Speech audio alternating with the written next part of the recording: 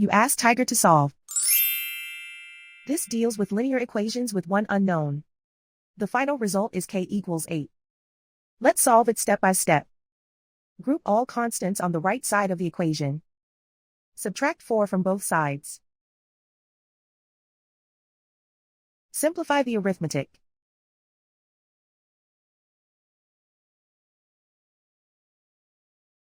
Isolate the k. Multiply both sides by 2. Group like terms.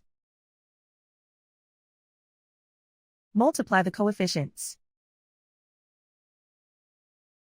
Simplify the fraction. Simplify the arithmetic. And so the final result is k equals 8.